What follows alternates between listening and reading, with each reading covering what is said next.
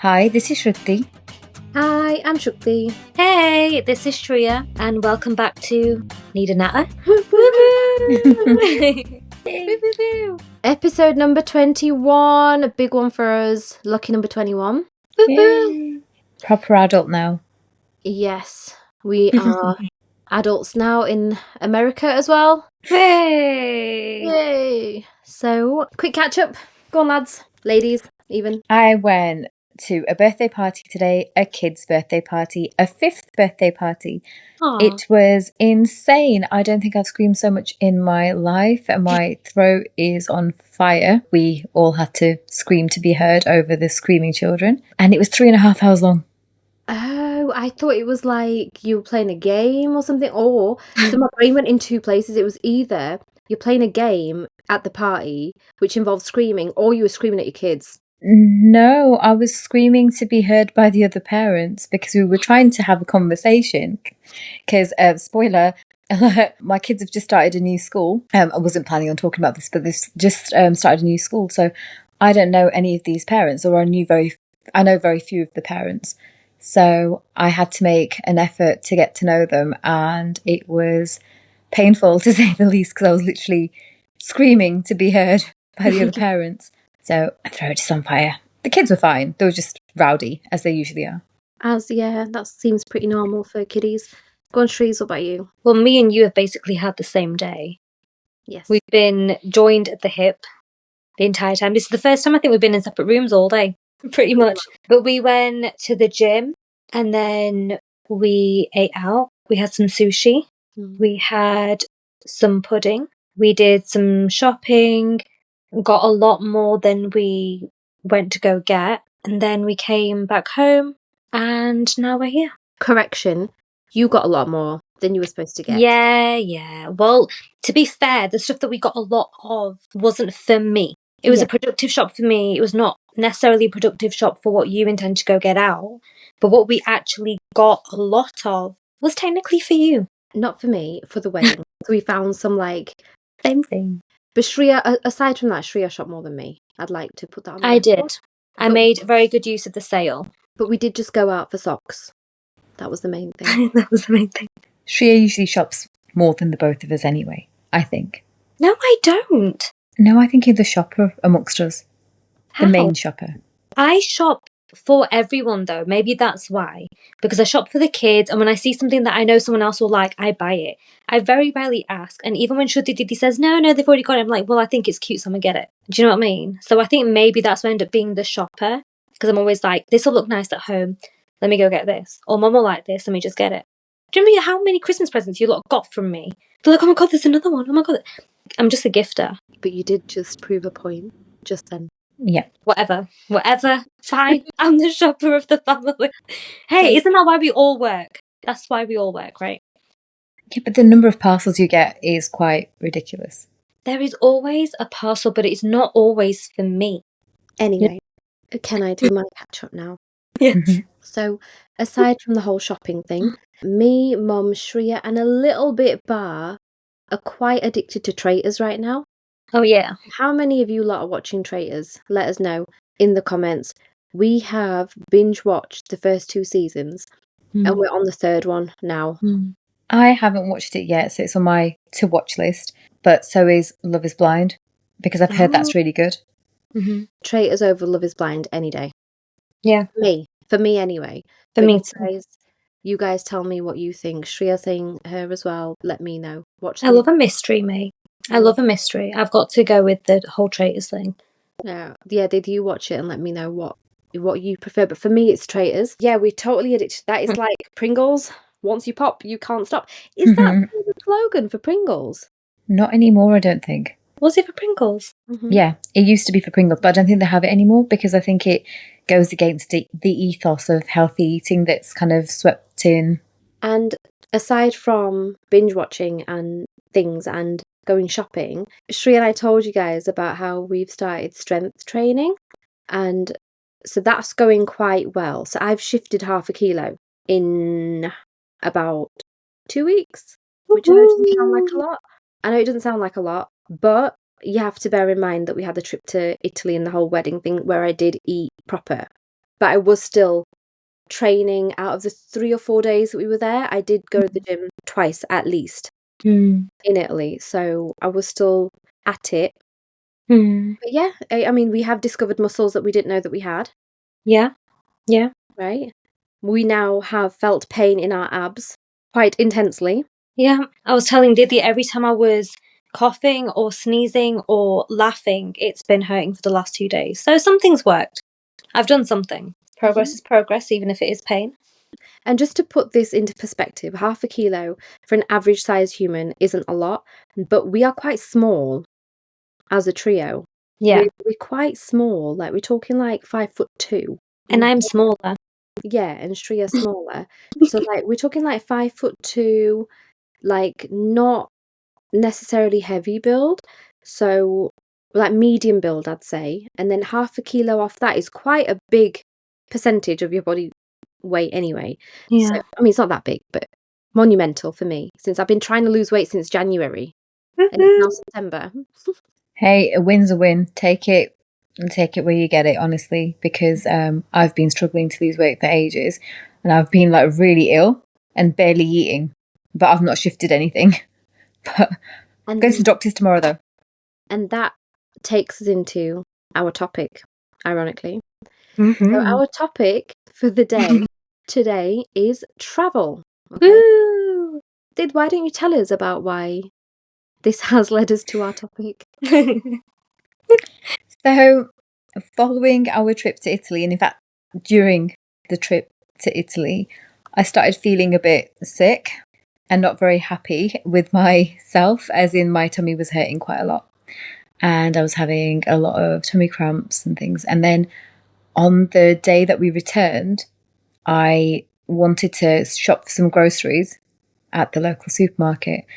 And I literally had to rush to the toilets to throw up. And sorry for the graphic detail, but I've just been feeling really, really sick. And then following that nausea, I have had a temperature. I've been feeling dizzy. I've got a sore throat. Literally the full shebang. I've looked it up and it's some kind of stomach flu that I've got, probably due to travelling. And I need to go see the doctor tomorrow. Aww. I'm not a very good traveller at all, if I'm honest. Like, I often struggle to get comfortable and struggle to sleep on a flight, and I don't really like flying too much. It is the worst part of travel, isn't it? Yeah. And I really struggle with, like, food abroad, like, quite a lot. I love it, but it's not good. Yeah. Now, I don't want to jinx myself here because I mean, I do think out of all of us, I do travel the most, not necessarily to the most, like the biggest variety of destinations, but I am back and forth from home at least quite a lot, which involves like, I mean, UK to India, like quite often, a couple times a year at least. And luckily, I am a sleeper, which I have mentioned before as well, that I will knock out before takeoff and I will wake up for feeding. I don't even need to go to the loo on the plane, like hardly ever. So I only wake up if they like nudge me to feed me, or I can hear the trolleys kind of, or smell, you know, when you can smell the food. I'm like, okay, I should really just like wake up and eat something. Or if the person next to me needs to get out, and then I will wake up when we land with a thud. I don't even wake up during turbulence. And I really don't want to jinx this because I don't like traveling at all. I find it exhausting, even though I sleep like a solid 10 hours, literally 10 hours to get back home or go to Mumbai. I'm still tired when I reach my destination and then I need to sleep it off again. I don't like traveling that much, but this part of it just makes it, you know, I'm unconscious. I've been knocked out. I've got my own anesthetic kind of that just knocks me out, like natural one. So it makes it pain-free for me in that sense. Yeah, I'm really sensitive to smells. So one of the worst things on a plane for me is the smell of food. It makes me feel really, really sick. And smelly people, oh my gosh. So Shukti and I travelled to India for one of our other cousins' weddings a decade ago at least, more than a decade ago now. And we sat next to such a smelly man, I actually had to buy a perfume bottle to spray it so we could breathe. And then this time when we went to Italy, the lady who I was sat next to had the smelliest pits ever. Every time she moved or moved her arm, I just caught a whiff of it and I'd be like, oh my God, I'm going to pass out because it was really, really smelly. And I'm like, have you washed? Why haven't you washed? Why haven't you sprayed? Like, girl, do us all a favour. We're trapped in this metal container. For the love of God. That is grim. Yeah. That is absolutely grim. But just a really like weird thing that's happened. The weirdest thing that's happened to me on a flight though, or the funniest thing, but yet slightly horrible thing, is that once I was knocked out throughout, and I think it was like a BA flight or something, so it was direct to Mumbai without any stops. Mm. And there was a guy sitting next to me. Okay, so when I woke up on landing, he actually said to me, "You are such a peaceful sleeper." What? And that freaked me out. What? I mean, thank you so much, Mr. Random Man. But that means you were looking at me while I was taking my little sleep. Yup. It's like that episode of Friends when that lady sat next to Ross and she's like, I made a bet with myself that you'd have beautiful eyes, and you do. Oh my God. Have you not seen that episode? Yeah, It's a bit like that. Yeah. it is like that. But it was so uncomfortable because firstly, when you wake up, you don't want to talk to anybody. Or at least I don't. I'm like, no one talk to me. Anyway, I'm a little antisocial when it comes to many things in life. So this man talking is sitting right next to me, up in my face, telling me that I'm a peaceful sleeper. That means you've glanced at me at least for 10 seconds while I was sleeping. Back up. Yeah. But I tell you what's worse than smelly pits Oh on a God. flight is when someone lets rip. Oh my God. I was going to say the loos, but yeah. Well, No, yeah. man.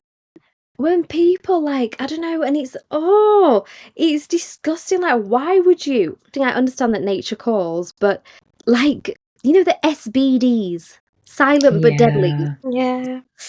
Oh, and you can't even locate the person. You can't even shame the person because it was silent, and It's like a secret horrible. weapon. Doesn't matter how much money you got.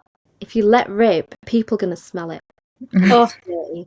Anyway, let's get off the train. Off the train? Let's get off the plane. Let's get off the plane. Let's get off the plane and let's talk about actual travel destinations that we've been to that we like or we'd like to recommend or whatever. Our family generally are big travellers. Like we like to holiday. Yeah. Right? We do like to holiday. Although growing up, the three of us were taken. In fact, we were taken to loads of places. So our family is clearly, you know, trying to dominate the world. So we just kind of started from India originally and have spread out everywhere. Globally. So a load of us, at least half of us are in the UK, but then some of us have kind of like travelled further west. Some of us stayed towards Africa, some of us stayed in India kind of thing. So we have kind of spread out. We don't have many in the Far East. We don't have anyone actually in the Far East. So No. that's not one. But my first holiday ever was to India when I was 4 months old. Wow. How about you lot? What was your lot's first holiday? I was 2 when I went to India for the first time, and that was my first holiday. Not that I remember much of it. I just remember that there was a snake in the fields and the sugarcane was taller than me. It might still be taller than you. It might be. But I just remember feeling very small in the sugarcane field. Was a snake in the sugarcane field? I believe so. So I've got a memory of like, oh my God, there's a snake, let's run. But I don't have memory of seeing the snake. I never saw the snake, but I know that I was taken away. And I used to like going to rural India as a child. We did that a lot. Mine was when I was 3. I don't know which way around it was because we did 2 holidays when I was 3. One was India and one was Belgium. Do you guys remember which way around it was? No. I do remember quite a lot of both though. I remember travelling all over. A lot of rural and then other little bits as well in the city when we went to India and visiting a lot of family. I remember dancing in the rain and someone bought me some anklets and I wore the anklets for that entire trip. And then you guys know the whole chili incident, but I won't tell everyone else about that. But that chili incident at the lake that happened then. Oh, Do you remember? Sweet corn on cob. You're going to remind me. No, I don't need to remind you. It's gross. I want to say it. Oh no, go on then. So basically, in Chandigarh, that's where we used to go a lot because that's kind of like where our family home used to be. Dad's side of the family basically originates from there. Kind of. It's complicated. Had a base. But anyway, yeah, our base was there. Family base was there. So there's a lake in Chandigarh, it's super famous, like the lake. It's the lake. The lake. Yeah. Right? And when you go there, so like Indians generally are quite big snackers. So no matter where you go, you get snacks readily available all the time, which is a shame because around here, I could do with some more snacks around the lakes. Like when you go to the Lake District and stuff, you know, There's like an ice cream van where you start and then there's nothing. then there's nothing. Or if you're lucky, you find a chippy or something. But that's about it. But anyway, so the snacks, so basically there'll be people on the side of the road that'll be selling things like as random as dried mango that's made into like they call it arm papa, which is essentially mango poppadom. I love it. It's like one of my favourite things in the world. So that's one thing you can get. Another thing is like you can get a stick of cucumber with like salt and chili and lemon juice on it. And then you can also get a corn on the cob, which they kind of they roast it on like an open flame and then put that same lemon and chili and salt combination on it, and it's really yummy. So Shreeya had that for the first time in her life. I think we probably didn't put chili on it. It was probably just lemon juice and salt. And she's eating it like, devouring it. But see, a corn on the cob for a 3-year-old is quite a lot. I had a full one as well. She had a full one. And then obviously when she's finished it, she felt a little full. Queasy. And she has projectile vomited on the side of the lake. Oh. Not in the lake. So anybody who has ever paddled in that lake, don't be disgusted. It didn't go that far out. It was not in the lake. It was on the concrete kind of area next where to you walk next to the lake. Yeah, like the pavement area. She has projectile vomited on there. And then, to the amusement of a 3-year-old, a crow has come and nibbled on the remains of what remained of her corn on the cob. So it was really quite disgusting. I thought that this talk that we were going to have today about travel was going to be nice, a lot more pleasant. But we're talking about farts, we're talking about vomit. We're talking about vomiting twice. Yeah. I was not an ill child, but that happened to me a lot as a kid. Yep. It was a regular occurrence. I'd probably say as late as almost about a decade ago. Right, so let me give you guys a backstory about our family. So our mum's side is all still in India, more or less. So every 2 or 3, sometimes 4 if we're really busy, in that bracket, we'd keep going back to India to meet them. Like the primary cause of going to India was to meet mum's side of the family, and then also some of Ba's side who was still there. But mostly mum's side of the family because they never really travelled out of India to be able to come to the UK. So that's why our trips to India were always quite frequent. Now, the doctors ill-advised us from the UK. So first you have to take your vaccinations. So anybody who wants to travel to India, please check with your doctors what vaccinations you need, like typhoid and a bunch of other meningitis and a bunch of other ones that you need. But then they also told us that we need malaria tablets. Oh, God. Okay. Which are the devil in the tablet. Like, if you were to lick the devil, what that would taste like? That is what a malaria would taste like. It is evil on your tongue. Like, pure evil. It's the most, if anyone's ever had it, please leave us a comment. It's the most disgusting taste, and no matter what, like, our mum used to give it to us on, wrapped in like sweet or chocolate or honey or she tried everything on planet Earth to make it less disgusting so we'd actually have it. But nothing would mask the flavour of it. And that is what used to make us sick the most. So every time we went to India, we always used to come back to the UK like half the size. We'd lose loads of weight because we were vomiting, we'd get upset tummies, like really bad. Yeah. Now, a decade ago, approximately, we found out that the part of India we go to, we don't even need to get malaria tablets. And the worst thing is, you had to have one every day. Every day. Do you remember them, you lot? Yeah, it was the big ones, and they used to dissolve in your tongue. The millisecond it hit your saliva, and you'd have to try and mask the taste. I remember poor Shreeya, we used to like literally mash it up and pour mix it with apple juice, because I remember we went somewhere where they were like Manali, I think it was, and they had fresh apple juice there, and we'd mix it with the apple juice to try and take the edge off the flavour. But my biggest malaria tablet story was going to East Africa when we went to Tanzania, and I was sick every single night there. Every time I had this malaria tablet, the big one, I'd feel horribly ill. But now if we talk about happy things. Yeah, I was just about to say, let's talk about the holidays we have enjoyed instead of the nasties, because my gosh, malaria tablets is the worst of it all, isn't it? Yeah, malaria tablets is just horrible. But I tell you what, right, some really good holidays that I've had. So the first girly kind of holiday that I ever had was when I was 19 and I went to Greece with a couple girls from uni, and we had the best time. We went to like this little island called Kos, and it was amazing. I don't know if the place was actually amazing or we just had a really good time because, you know, teenagers off on holiday, like, last year of teenagers. So you're not like a young teenager who doesn't kind of know how to handle themselves. 19, it's a good age. It's a good age. 19's a really good age, Yeah. isn't it? I feel like 19, 27, 28 are really good ages. And then all your 30s. I really like 30s, apart from the weight gain. But anyway. No, I agree. That your 30s are like probably the best decade. Yeah, 30s are really good. Yeah, so I don't know what it was, but there was lots of like cool things to do. Like I've never been a big clubber, to be honest. But if you like partying, that is a good place to go. But what I really liked about it, firstly, the beaches were super clean. So we got our like whole sunbathing thing in. There was a volcano that we were able to go to and have a look at, which was covered with like sulfur, and it was amazing. Like I've never been to a volcano before or after that again. It's the only time I've ever been, so that was really cool. And we used to like hire these little cycles and cycle around the island, and it was so much fun. We must have looked so cute. It was really fun. It was a really fun holiday. And then the food, we were discovering like the Greek food, which I don't think you get authentic Greek food or anything that I'd had in Greece. I've never tasted it in the UK again.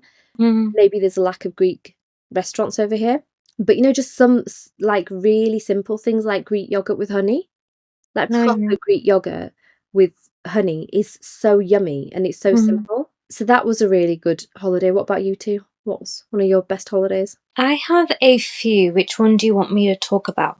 I have Mexico, I have Pondicherry, and I have Bali. Pick one. Okay, I'll talk about Mexico. I absolutely love Mexico. Oh my God. Okay, so I went with two of my friends for my birthday, very soon after my birthday, probably only a week after.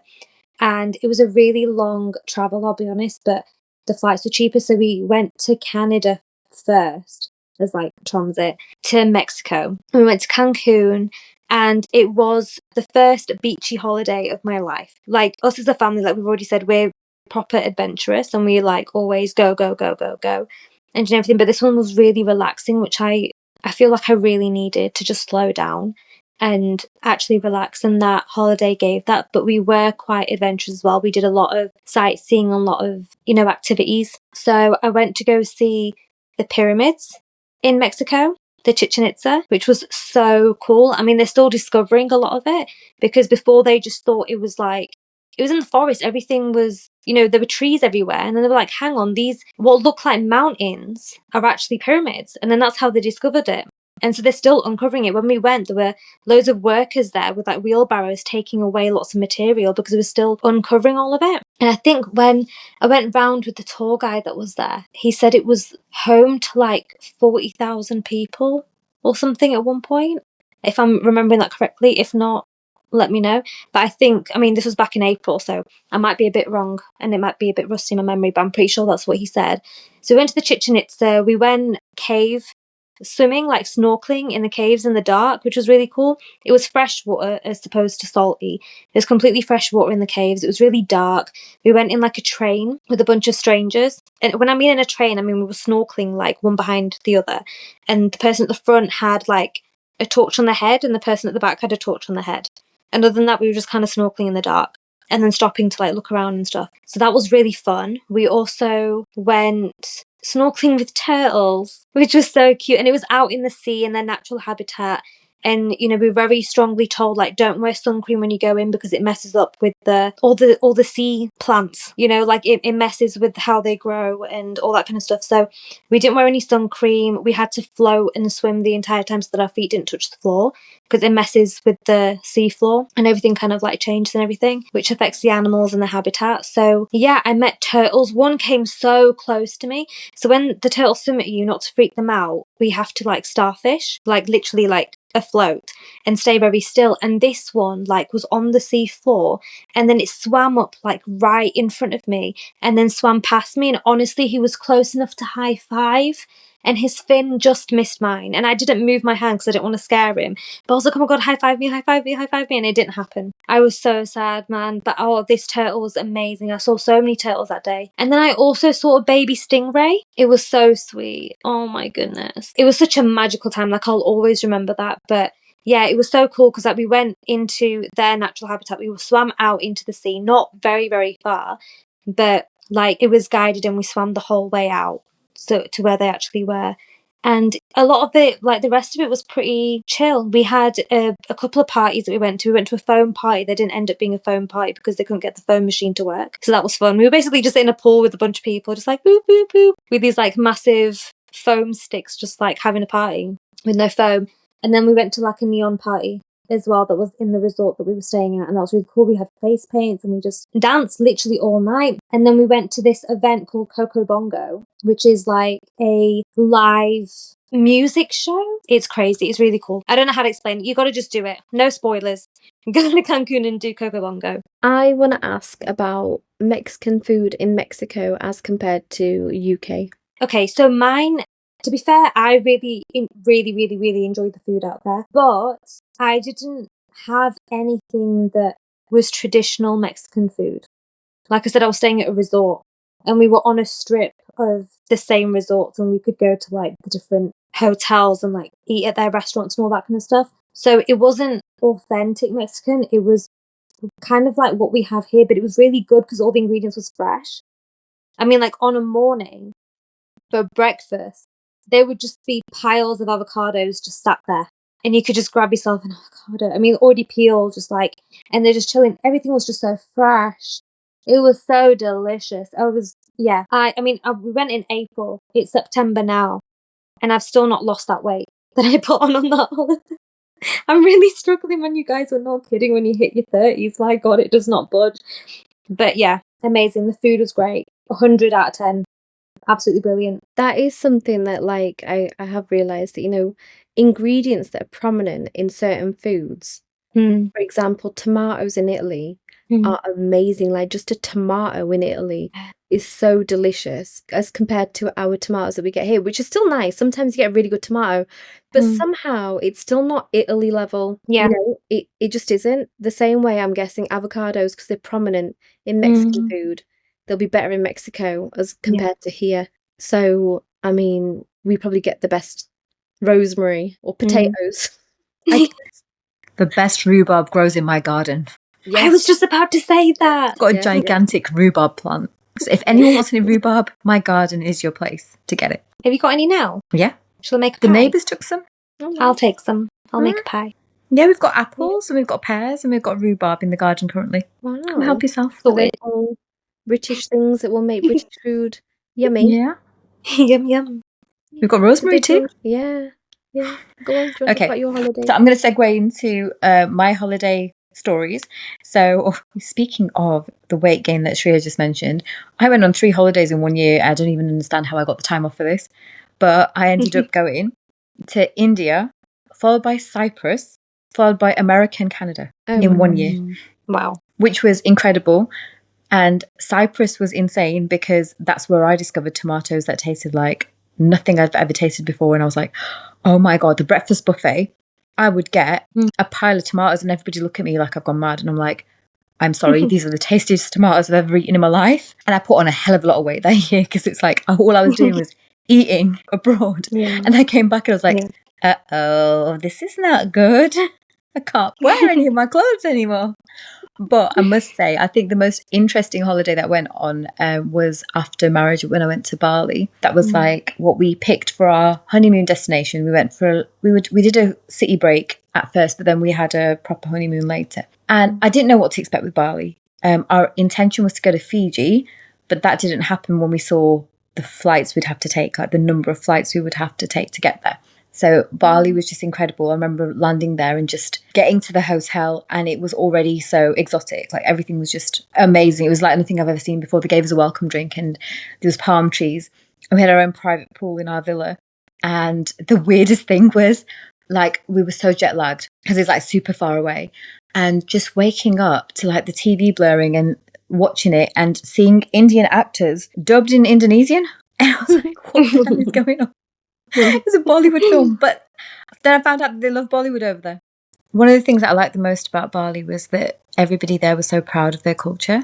And I've never seen that to that extent anywhere else in the world before. And the kind of protocols that they follow.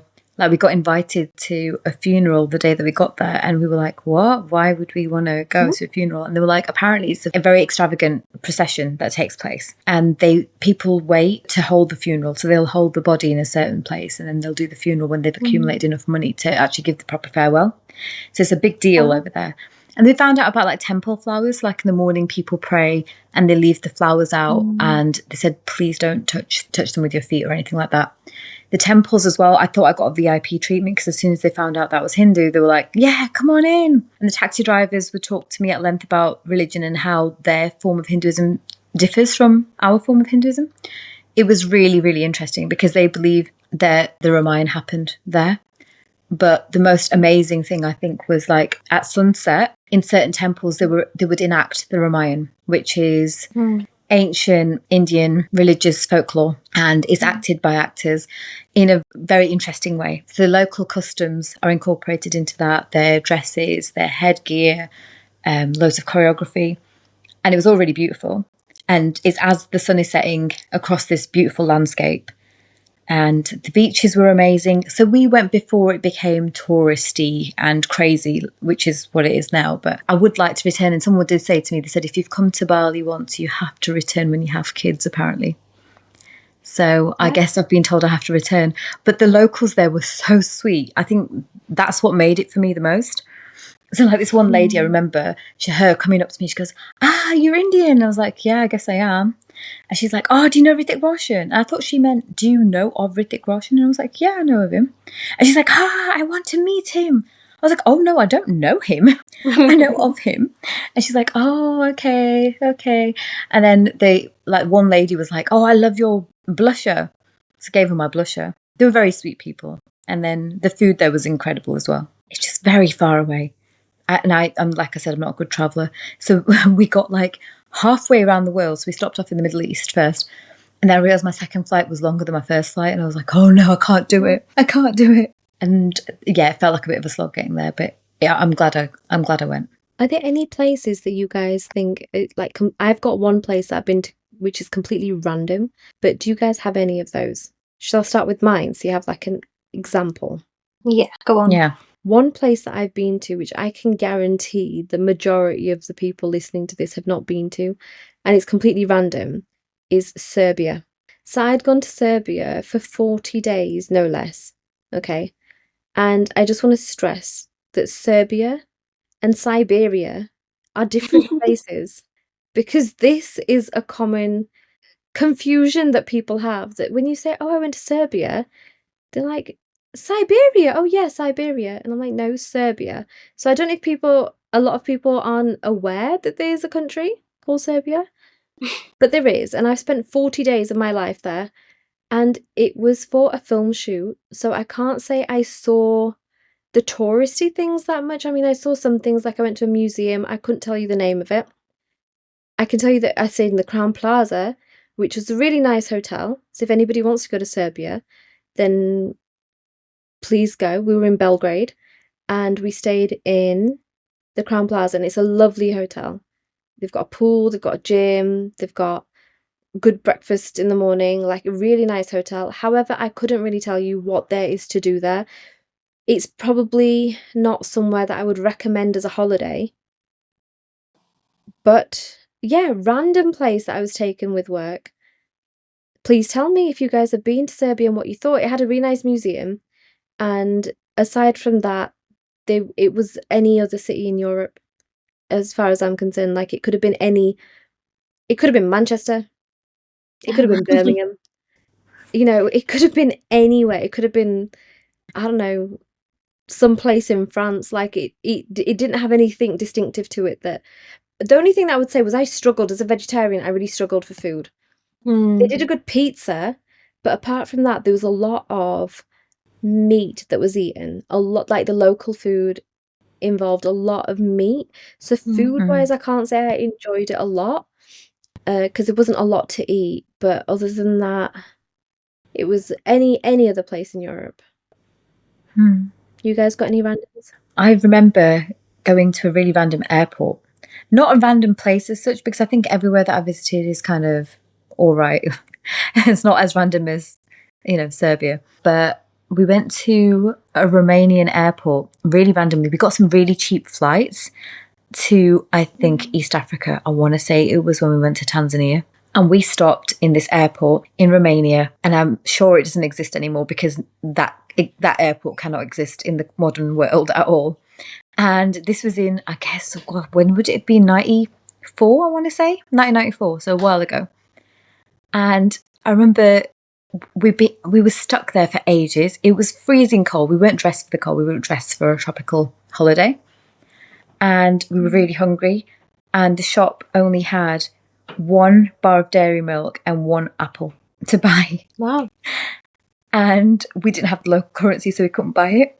I remember there was massive stones that were engraved into the wall, and Shux and I made up a little game of like touching all the rocks or whatever the stones that they were. And they nearly accidentally boarded us on a flight to Egypt because there was a massive miscommunication at this airport. They didn't understand English, and we didn't understand what they were trying to tell us either. So we almost ended up in Egypt randomly. But I just remember that being a pretty random place, and it was snowing outside, and just being really cold. Before you were born, you weren't born then, Shreeya. A lot of things happened before I was born. Anyway. I mean, that's how time works. No, I know, but I would have liked to almost go to Egypt. Anyway, I don't think I have one that's random, but I think the one that I forget about most is that I went to Germany.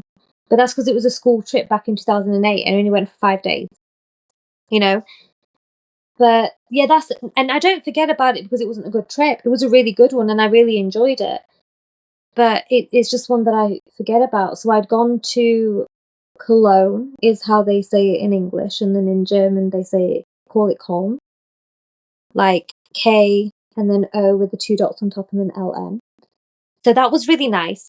But like Shukti said about Serbia, it could have been anywhere. It didn't seem any different to here. I feel like if I'd gone to like Cornwall over here, it'd be the same. It just seemed like I was in a European village type of thing that had like cute little shops, had nice chippies and very polite people and lots of boats and weather that was very sunny and then raining like it never rained before, like in the next 5 minutes. So it honestly could have been anywhere in Europe. But the thing I remember the most is the food, because we were eating at least our breakfast and our dinners from the hotel, and our lunch used to be given by the hotel as well. And what they used to pack for us was a sandwich with selected fillings. Mine was always a cheese sandwich because that's all that was vegetarian. This is back when I was vegetarian, not vegan. So they used to have a cheese sandwich. In there used to be a bottle of water, 1 whole tomato, and a boiled egg. And I mean a whole tomato, it's uncut, it's just in there, in the bag. And that's what we used to have for lunch. And so I had it like the first day. And then after that, like I'd take it and I'd eat my sandwich. And then I'd be like, who wants my egg and who wants my tomato kind of thing. Have my bottle of water and get some chips. Because like, I didn't know what else to do. I was like, I don't know how to eat this tomato in a way that I won't be watched by people who maybe know how to eat it better than I would. But I'd probably eat it like an animal because like I don't know how to eat a tomato whole like that. I don't know how to bite into one with all that going everywhere. And I didn't really know what to do with my egg. I mean, like I peeled it and ate it the first day, but after that I didn't know what to do with it. Yeah, well, I've got a friend who eats peppers like apples. She might be listening to us. If you are, hello, you know who you are. Eats peppers like apples, and she was like on a weight loss journey, and that was her thing. So I'm sure she would have eaten a tomato very happily in that way. But yeah. I can get on board with a pepper. It's the juice of the tomato that was confusing me. I don't know what to do with it. What colour pepper? Red. Good choice. Good choice, yeah. Yeah. It's a good choice. Better than green. I would have maybe opted for Yeah, better than green, but I would have maybe opted for orange. Or yellow even. Yellow and orange are my tops. Yeah. But it's very strange to see someone eat a pepper like that, though. I mean, you've got to Yeah. see it to understand. People eat onions like apples as well. I have seen that on TV, though, Yeah. not in real life, but I have seen that. But if we just navigate ourselves back to travel instead, I would like to say an airport that I've been stuck at before, which, I mean, just after they reminded us of that awful airport in Romania, there I have quite recently, like post-COVID, I have travelled by Swiss Air, but I have travelled from, I think, Mumbai to UK, my usual trip home. And there was a stop in Zurich for 12 hours. And that airport, at least the terminal I was on, had no people. Like, there was like 5 people. I don't know where everybody went who was supposed to be on my flight, okay? There was about 5 people. It was a 12-hour layover or something, which it ended up being 12 hours. It was supposed to be less than that. There was nothing to eat. I was wanting to check into a hotel and just like go to sleep. The hotel in the airport was under renovation or something. There was no food to eat. The internet ran out after 2 hours and you couldn't even pay for it to extend it. It wasn't accepting any mode of payment. There was no help desk. It was literally metal benches that you get to sit on for 12 hours. Gosh. It was awful. Absolutely awful.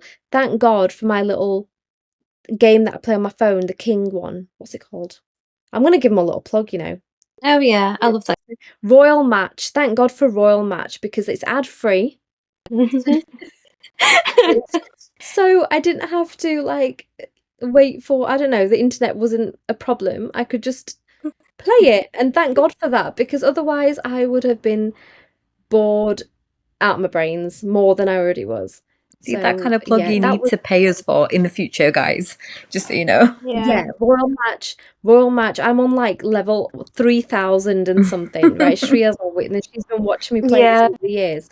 Most of those levels, I think was during COVID that I've like gone through them. But I'm an avid player, so yeah. Anyway, right, big up Royal Match. Anyway, but apart from that, I do have to give a big honourable mention to Rome. Yeah. Rome was our family holiday that we had years ago, and it was like back in the day when Bar would just book us random holidays for no reason. It was no reason at all. He just randomly, oh, let's go to Rome tomorrow. Pack your It was bags, really we're going. spontaneous. It was Literally like that. I'm not even exaggerating. It was that spontaneous, and he booked everything, which is crazy because now, like, I would be so apprehensive if Bar was booking a holiday without any supervision now. Although he did a good job with Lake Como, he did a good job with that. But Rome, oh my Lord, it was so spontaneous and it was amazing. We had the best time. We have walked every pavement of Rome, I think. Yeah. We did Vatican City as well. We ate so much food. We went to the Spanish Steps, we went to the Colosseum. I think we saw everything that had to be seen in Rome, and we Yeah. ate gnocchi for the first time. Best Didn't know what gnocchi in the gnocchi world. was. Yeah. Didn't even know what it was when we ate it. They told us it was like potato dumplings, which I guess it kind of a loose kind of way of describing it would be that, but they're not really. We wouldn't say that though either. I mean, yeah, they have potato, but there's so much more than just potato. Gnocchi, I've never had it like that again. Delicious. We ate pizza. We had that lemon gelato in a lemon before it became viral. That was so good. Yeah, we Giant discovered lemon. that. We discovered that like in the middle of the night, walking back from somewhere back to the hotel. Like we walked it. It's pre-Ubers. This holiday is like before Ubers. We walked back to our hotel from wherever the hell we were, and it was really hot, and we decided to stop somewhere, some restaurant, and they offered us like this lemon gelato. And we have eaten one each, like a giant lemon full of lemon gelato before social media made it famous. Okay, we discovered that. I think we were the first lot of people that like discovered that, and we went absolutely crazy over it. Well, we loved that, didn't we? Yeah, It it was was gorgeous. overpowered. It was gorgeous, absolutely gorgeous. I just don't understand how we navigated anywhere though, because it was pre-Google Maps as well. And we would literally Yeah. just head out and somehow make it back every single day without getting lost. Or even if we got lost, it was kind of a very We did, interesting journey. The main thing from that is, right, how did we know what bus to get? How did we know where the bus was going? We You know, didn't. we were so spontaneous, and like I have to really like big up our parents here as well, that they were so adventurous, right? I mean, we weren't exactly babies. Like I was 16, Did you must have been 20, and Shrees, you must have been like, how old would you have been? 9 or 8 or something. 9, Mm. right? Yeah. So, I mean, it was a big family. Our grandma was with us as well. And they were just like, yeah, let's go, let's get this bus. You can get a bus from here. And we didn't taxi at all. It was like, local transport. And it was an amazing holiday. I think that's one of my favorite, if not my favorite holiday of all time. I Yeah. loved that holiday. Yeah. It's amazing. The funniest thing was Yeah. on the first day that our parents were like, let's find somewhere to eat that sells Indian food. And we're like, we're in Italy. Hello. Yeah. You cannot take Indian food away from Indians. Like, you just can't. No. We need to find Indian food everywhere. And then we have to complain about the food not being as good as it is at home. Yeah. That is like literally today we had some family over, and a big chunk of the conversation, the like couple hours that they stayed, at least for half an hour, they were talking about how Indian restaurants do not have authentic Indian food, yet they've all eaten at all the restaurants multiple times. Yeah. Yeah. It's unreal. So in 1994, we headed off to Africa for the first time and only time ever in our lifetimes, in Queenie. Shuk's and my lifetime, in not Shreya's lifetime, sorry, you missed out. But we went to Tanzania. By a year. By a year, I know. So we went to Tanzania, which is where our dad was born and where our granddad was, where he lived, and where our great granddad also lived. So we've got quite deep roots in Tanzania, I guess. And our uncle was living there at the time. So I remember going there and I struggled with the food, if I'm honest, because every single morning we got given a giant papaya to eat. And it's put me off papaya for life. Like I can only have papaya in a papaya salad now. I can't eat it raw because it was just too repetitive for me. I remember having rajma, which is a kidney bean dish there, but their kidney beans taste different to how they taste here or in India. So again, I didn't like it that much there. But obviously the African landscape is amazing. Going on safari was like massive highlight, apart from I remember needing the toilet really, really badly, and they were like, we're in a Jeep. You're not going to be able to go to the toilet for like the next 14 hours or whatever it was. Very, very long time we couldn't go to the toilet. And I was like, oh my God, I've got to hold it in. But I don't know how we did it, but the animals were amazing. I went absolutely crazy the first time I saw a giant elephant. So we traveled from Dar es Salaam, which used to be the capital, up to a place called Lake Manyara. And that's where we saw lots of elephants for the first time, like giant African elephants. And we stayed in little huts with massive croaking frogs. So you could hear the frogs croak all night. And I remember the tiniest bananas there, just outside our huts. And then we went to Gorogoro Crater, which is more of an immersive experience. And we went in a Jeep and we got to see lions. We got to see, I think, a lion and 2 lionesses, if I remember correctly.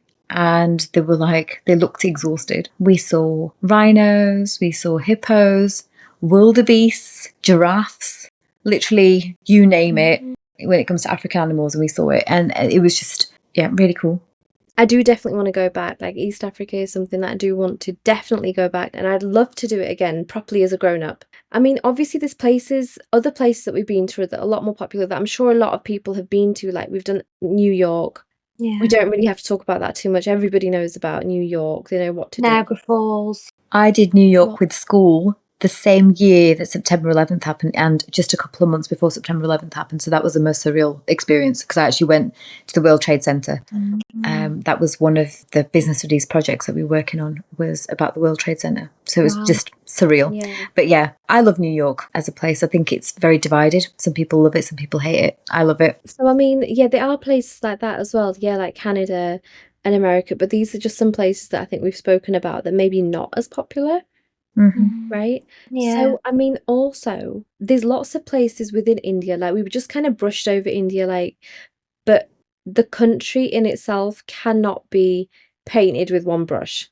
Okay. Yeah. There's so many, every place that you go, it's completely different. So not that long ago, me and the fella, we went on a road trip from New Delhi to Mumbai. So that, for anybody who doesn't really know what that is or what that entails, it's a 20-hour car journey. And we went from New Delhi through Rajasthan. So we did a little pit stop at Jaipur. Then we went through Gujarat. We did a pit stop near Vadodara. I guess that's how you say it. I'm not really sure. And then we ended up in a really bad traffic jam, entering Maharashtra, and then we got to Mumbai. So, and each place that we went to had like different food, different language, different people, like the culture was completely different. So it really can't be painted with one brush. But what I do have to talk about, actually, Shreeya mentioned it just before a little bit, was Pondicherry.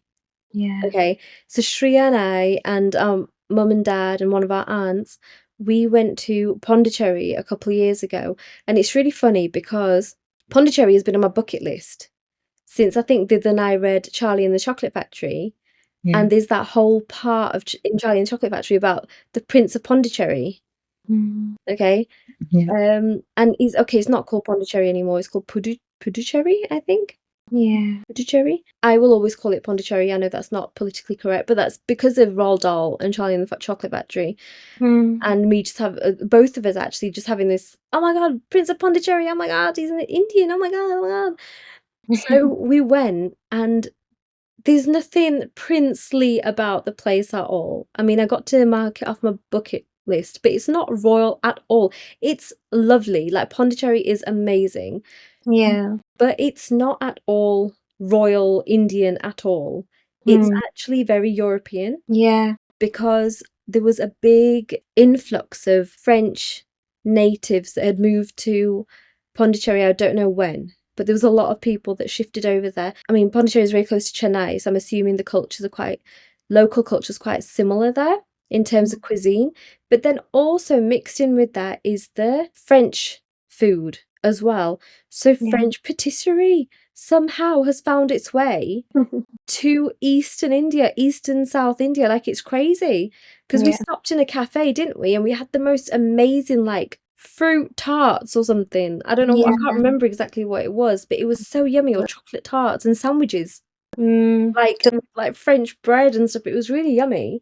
Yeah, and then there was Oroville that we went in Pondicherry. Oroville, Yeah. which is like, Shreya, do you want to talk about Oroville? It was an experience, and it was not at all what I expected. It is this golden ball in the middle of a flower park. I guess there were loads of people like gardening and stuff around, and it is this gold golf ball looking thing. And you have to get like prior permission to like go into it, and it's really just like an online form. You've got to fill out with your details and you can go. It's not like applying for a visa or anything like that where you've got to like disclose stuff. But you then get permission to like go into it, and it's like a select number of people every day. And then they take you inside this golden ball. And I'm not going to say any more. You don't know what's going to happen. You don't know what you're going to see. I don't really want to spoil it for anyone. If you want to go and experience it like we did. We walked into the unknown in complete silence in a single file line, and that's all I'm going to say. We didn't know what was going to happen. I'm going to say it. No, you can't. No, I'm No, doing you it. can't. No, you Because can't. there's a lot that I want to talk about Oroville. Okay, so Shreya's right. It looks like a golf ball, golden golf ball from outside. And I mean, spoiler alert for anybody who wants to go to Oroville and be surprised, then just skip over the next few minutes. But if you don't want to be surprised and you're just curious about what this is, it's like a commune. I can't really remember what the start point of it was. But what we had to do when we went inside was we had to change into socks, like take our shoes off and put on some special socks. And we had to walk up this golf ball. On the inside, the golden golf ball is very dark and dimly lit. And we had to walk up a really steep ramp, which was kind of circular and took us upstairs. And we had to sit in a circle, like a bunch of us in like a big circle. And in the middle, there was like a beam of light, just one single beam of light coming from the ceiling right down to the ground. And we had to sit there and meditate. And it was like silent and it was dark apart from this one beam of light. And then we exited from there. So, I mean, the whole thing was a little strange. I'd probably say, do you know what it reminds me of? I mean, it was really nice and all of that, but what I would say is that it reminded me of Squid Games. Yeah. Like, the way in Squid Games, they have to walk in single file up the steps and whatever. It was that kind of environment where you had to be very. But not so cheerfully themed. Yeah, Like they said, it was like dimly lit and it was eerie, but in a different way, yeah. kind of thing. Like we really did not know what was going to happen. Yeah, so when we were walking up this ramp inside the golf ball, it was very, very dark, and there were just like red lights to light the place up. And then the upstairs where we had to meditate was pitch black apart from this beam of light. So it was really dark, but the way you are conducting yourself is similar to the contestants in Squid Games, I would say. Like you're walking in single file, in silence, from A to B, you're being guided by people. However, what I do have to say is that the people working there were really, really, really helpful Yeah. because the place is not wheelchair accessible, and our dad uses a wheelchair. So what they did do is they helped him manually get around everything, and he experienced the whole thing. I mean, not with us. He had to go separately to us, which was a bit of a shame. But aside from that, he got to experience the entire thing. He saw the entire area. But I mean, it was a little, I'm not going to lie, it was a little strange, but Yeah. it's an experience. I feel like you should be open to all experiences. So that was quite nice. And it was something that I got to mark off my bucket list. Did you Yeah. need to do that? You need to go to Yeah. Pondicherry and knock it off your bucket list as well. Yeah, I need to do Go it. visit the Prince of Pondicherry. I just have to say one thing though about Oroville. The thing I was gutted about is that we did not get to keep those socks that we put on. They were really comfy. They were nice, comfy, thick socks. And I was like, oh, we get some socks out. No.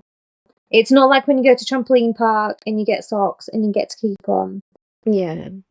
We had to give them back and I was gutted. I was like, no, you're really taking the socks off us. Well, we were getting a free pair of socks now. See, in my head, it's like Best socks going to ever. the Viking Museum and being a Viking for a day. It sounds like that kind of experience. But I bet it isn't. No, it's not. Because No, I had to it's make not like flour the at the Viking Viking Museum Museum. at That was all. fun. You were chucky piecing. It was, and it really hurt. Like the next day, it really hurt. No, we didn't have to do any manual labor for this. We just had to walk up a ramp and meditate. Yeah. So aside from that, it was nice. I mean, and we had to be silent as well. Like you had to be silent even when you went around the grounds outside of the golf ball. You had to be completely silent. So it was a little eerie sometimes, I have to say, because of the need for silence, as much as there was. But it was very well maintained. The people really friendly and all of. So not a place to take the kids. No. Oh, I was gonna say, don't like, take the kids. the kids are, they can't You'll get keep kicked quiet. out. Yeah, no, they can't keep quiet. no. Now we've kind of spoken about almost everywhere that we've been. I've not spoken about Thailand actually, but that's there are some other places, Paris, Thailand, that we've been. Belgium, we've been to Calais, I've been to Paris, Yeah, you've been Calais. to Paris. Yeah, I've been to Paris. So, I mean, we've just kind of skimmed over that really. We can't talk about everything. Yeah, where do you guys want to go? Like, what's on your book? We haven't spoken about Lake Como. We just went there. There's too much to talk about. There's 3 of us, and we've Forgot all about that. been to quite a lot of the world already, but obviously loads more to explore. Yeah. But I've always been like, since we had this exchange student arrive at our school one day from Japan, I've become obsessed with Japan. So like, she taught us all origami, she taught us a few Japanese phrases. It just became this lifelong obsession with Japan. I'm really worried about whether or not I'll be able to eat there, but I never visited. I really, really want to go. My husband's been, and I'm kind of jealous that he got to experience it and I haven't. So I've always wanted to go to Japan, always wanted to go to, I've wanted to go to Thailand for the longest time, but I'm a bit concerned after you said, Shucks, that food-wise it wasn't as veggie friendly. I've always wanted to visit Mexico as well, which you visited, Shreeya. So, and Fiji, where I planned to go originally, and found out that it'd be about 4 flights and 2 days to get there. Gosh. Yeah, it's a lot. I have a few places that I want to go. Japan is one of mine. I do really want to go to Japan. I've been interested in it for a while. Egypt is another one that I want to do. Although I found out you can no longer go inside the pyramid, so I'm pretty gutted about that. because I've been fascinated with Egypt for so long. I want to spend one Christmas in Switzerland because it looks stunning. Anyone that is wondering what I'm on about and how random that is, just Google Switzerland at Christmas and wow, it is stunning. So I would love to do that. And I would also want to go to Iceland and see the Northern Lights. That's something I want to do as well. So Shreya has just mentioned two of mine actually. So Northern Lights is something that I've wanted to see for ages. Like I really want to do that whole thing. Egypt, I think I've spoken about before in one of our episodes. I really want to do Egypt because I had like a mild obsession with Egypt when we were studying about it, when I wanted to be an archaeologist. And we were studying about it in like year 2 through to 4. I think we covered it. They cover Egypt a lot in the curriculum, don't they? It's because one of our teachers had an obsession with Egypt and he taught us all hieroglyphics, and I bet you know who I'm talking about. So yeah, Egypt was one that I really, really, really wanted to do. And then aside from that, I really want to do Hawaii. I really want to have like a little whatever it is in the pineapple when they like sipping on a drink from the pineapple and like do the hula and stuff. Like I pina really want to do colada. all of that. The nighttime dance about around the fire and all of that always looks really cool when people go to Hawaii. When they have like the night shows and the performers and the dancers, it looks really entertaining. It looks really cool. I want to do that. I want to see the volcanoes. You know, like I said, the only one I've ever seen was in Greece, which was an active volcano, but it wasn't lava filled. Like I want to see like a cool volcano, obviously not erupting because that would scare the bejesus out of me. But I would like to see like a cool volcano. That's it on my bucket list. I've got another, Bhutan. I've got a whole list. There's so many places I want to see. Thailand is one as well. Africa, just anywhere. Tanzania is the top one, but I also want to go to Kenya as well. So there's a few places there I want to see. I've still never been to Dubai, the place that everyone has been. I just want to go see what all the fuss is about. Yeah, I know, I've literally never been. It's so crazy. Oh my god, we didn't think about Dubai. Or I'll be honest, I thought Dubai was really overrated, but I think it's partly to do with where I stayed because I thought it was really devoid of culture and a bit boring and expensive, and I was like, why am I paying to do such boring stuff? I had the exact opposite experience of this. I had an amazing time in Dubai, although I've been, I think 2 or 3 times. I can't remember if it was twice or 3 times I've been, but I went for once was for a stage show that I was a part of choreographing, and then the second time was for shoot. And I can't remember if the third time was for shoot or that was the same as the second time. I don't remember, but I've never been on a holiday there. I've just been for work purposes, and all the extra time that I had was a lot of fun. Like I had an amazing time in like Dubai Mall and stuff like that. Like the cheesecake in Cheesecake Factory is amazing. I always like take a slice back with me to wherever I'm going, whether I'm coming home or whether I'm going to. But yeah, I went up the Burj Khalifa as a child with my husband, which is really weird because I wonder what they thought he was. They sent me in with the kids ticket and him with an adult ticket. So I'm like, did they think he was my dad or my uncle or what? I want answers, but I didn't look young then. Yeah, I've not actually done that. I've not gone up the Burj Khalifa. I've just kind of been under it and seen like the show that they do on a night. But then there was a place that we were shooting for one of the movies that I've done, and that was in a place called Al Ain in the UAE. And it was a really luxurious like resort. And like, we weren't staying there, we were just filming there, but it was so like the luxury level that you get in Dubai is insane. Like it is insane. It's so nice. I haven't done a desert safari yet, which I really want to do. Like I do want to go back to Dubai and be able to do that. Hopefully I want to do that. Let's do it together. I want to do that too. Yeah, I want to do that. I mean, I am supposed to be going to Dubai again soon, hopefully. And then I hope I get some time to do a desert safari. If I don't, then yes, Shrees, let's do it. That, but we need to do Bali together as well because you keep telling me You I should go to Bali. You should go to Bali. The food there is amazing. It was fantastic. Every morning I had banana pancakes, and I mean like bananas inside the pancakes as slices. Stunning, amazing, really friendly people, gorgeous. Speaking of Dubai, today, Shri and I, like we said, we went shopping. We went to Crepe Fair. Another plug. Yeah. I'm giving plugs to all you guys, yeah. All you businesses. You best be tuning in and like supporting us back. But anyway, we went to Crepe Fair and they've got this new Dubai crepe. Okay. And I had that and it was delicious. Like it was delicious. It had that pistachio sauce on it and then it had like chocolate sauce. Then it had kunafa on the inside and it was flipping amazing. So if anybody fancies a crepe affair and feeling a bit peckish, then by all means. Is it a chain? I'm pretty sure I've seen one in Mhm. Sheffield. I'm pretty sure, Yeah. yeah. It might be a is smaller one. chain. I'm sure of it. Yeah, but when it was getting made, me and Shukti were watching because we were really hungry and we really wanted some pudding. And we were watching it getting made, and like everything that she was doing, we were like, ooh, oh, like what was happening? Because it was wicked watching it. I mean, I couldn't taste any. It wasn't vegan. But watching it was amazing. And yes, I had the vegan one. There's quite a few there that they have that's vegan. They have I'll have what she's having, which they do as a vegan one as well. And then there's a whole shebang, which is really good. It's got like vegan Nutella and banana and strawberries and ice cream and whipped cream that's all vegan and it's delicious. So, and then Yeah, they they do do. savoury ones as well. So I'm not a fan of whipped cream at all. I don't like it at all. So I substituted the whipped cream on the Dubai crepe with ice cream That's a good sub. and it was really yummy. I'd rather have ice cream. Yes. It was really yummy. Like it was really yummy. Yeah. Have you guys, anyone listening, tried kunafa? Like a couple of my friends introduced me to it. It's that Dubai dessert with like cheese and that crispy thing that they put on top of it. It's crispy and it's yummy. But I mean, anybody listening, if you've tried it, then leave us a comment to let us know that. And what do you think of it? Is it overrated? Dubai chocolate overrated, or does it hit the spot?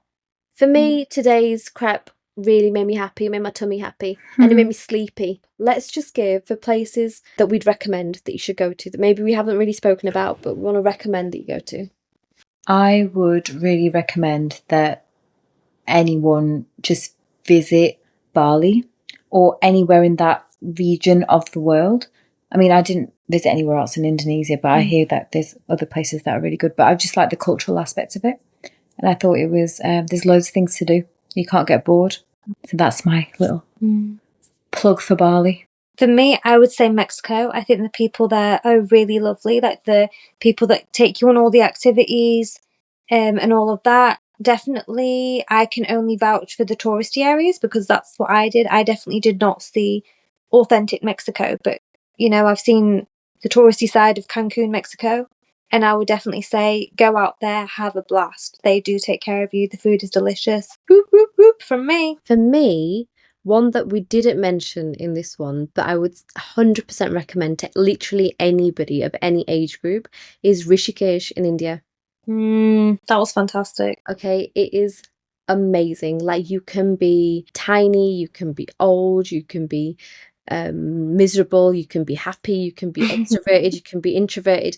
You will have a good time in Rishikesh. Yeah.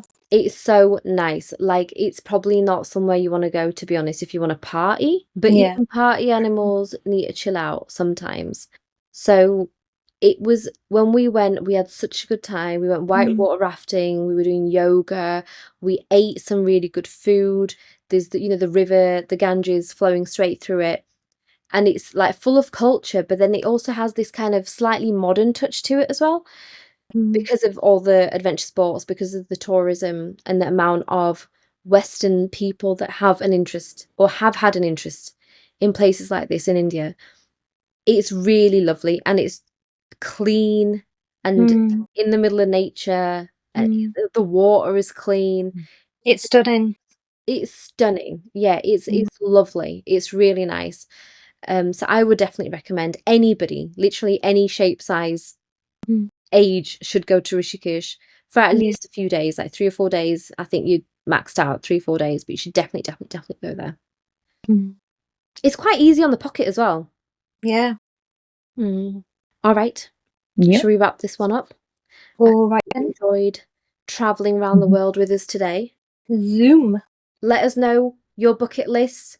and what your best holiday was, what your worst holiday was. We haven't even covered our worst holidays or our most horrible experiences. I wouldn't say worst holiday. I've never had a bad holiday, but we've had Shooks and I know we're thinking of the same experiences. thing here. So we've had a terrible experience. Yes, I heard a flush the other day, and no, not the other day. Today, we were in a shop, and I heard a flush like above my head. Someone upstairs that must have flushed, and it took me straight back to that moment. I'm gonna let you guys.